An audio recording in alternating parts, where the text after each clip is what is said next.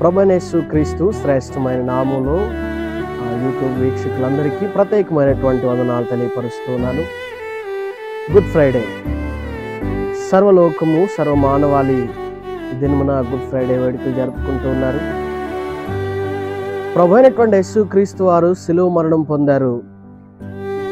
ఒక వ్యక్తి చనిపోగా మరి ఇది ఎలా గుడ్ ఫ్రైడే అయింది, శుభ శుక్రవారం అని ఎందుకు పిలువబడుతుంది అనేటువంటి అంశాన్ని గురించి మనం ధ్యానం చేద్దాం. ప్రభువైనటువంటి యేసుక్రీస్తు వారు శిలువ మరణం పొందినప్పటికీ కూడా అది సర్వమానవాళి యొక్క పాపములు పరిహారార్థం జరిగింది.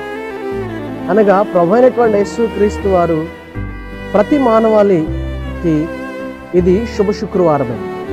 ఎందుకు అలా పిలువబడుచున్నదనగా సర్వమానవాళి పాపముల కొరకు ప్రభువైనటువంటి యేసుక్రీస్తు వారు శిలువ మరణాన్ని పొందారు.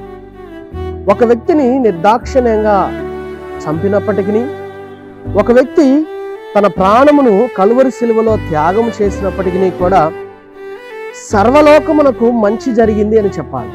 అనగా సర్వలోకము పాపములో నుంచి విడిపించబడింది, మరి విడుదల చేయబడింది. కాబట్టే దీనిని గుడ్ ఫ్రైడే మాత్రమే కాక, శుభ శుక్రవారం మాత్రమే కాక, విమోచన దినం అని కూడా చెప్పవచ్చు. ఎందుకనగా సర్వమానవాళి పాపములో నుంచి విమోచించబడింది కనుక.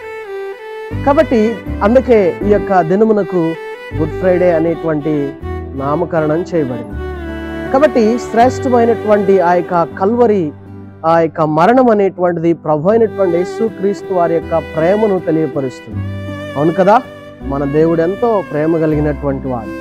ఆయన లోకమును ఎంతగానో ప్రేమించాడు.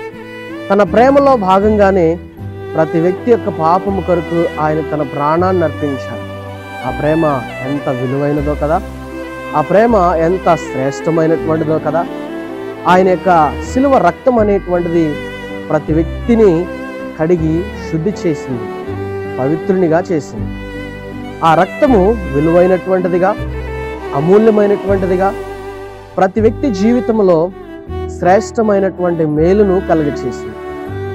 ప్రియ సహోదరి సహోదరులరా, ఇంత గొప్ప ప్రేమను కలిగినటువంటి దేవుడు నీ కొరకు తన ప్రాణమును అర్పించి నీ రక్తాన్ని సిలువలో కార్చినటువంటి దేవుడు, నీ కొరకు శ్రమపడినటువంటి దేవుడు, నీవు ఆయన బిడ్డగా మార్చబడాలని, నీవు ఆ రక్తములో కడగబడాలని, నీవు విమోచించబడి ప్రభు దగ్గరికి రావాలని ఆయన కోరుకుంటున్నాడు.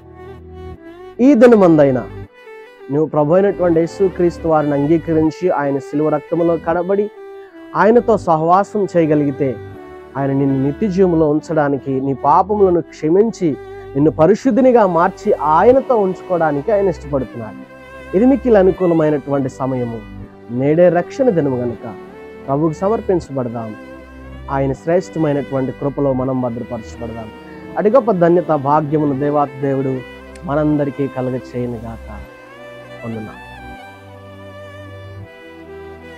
మీరెవరైనా ప్రార్థన అవసరత కలిగి ఉన్నారా? అయితే మీ కొరకు ప్రార్థన చేయడానికి మేము సిద్ధంగా ఉన్నాం. Pastor Kranthi Kumar, Telugu baptist church, Ullagallu. మా ఫోన్ నెంబర్ 9133997959. దేవుడు మిమ్మల్ని అందరినీ దీవించునుగాక. ఆమేన్.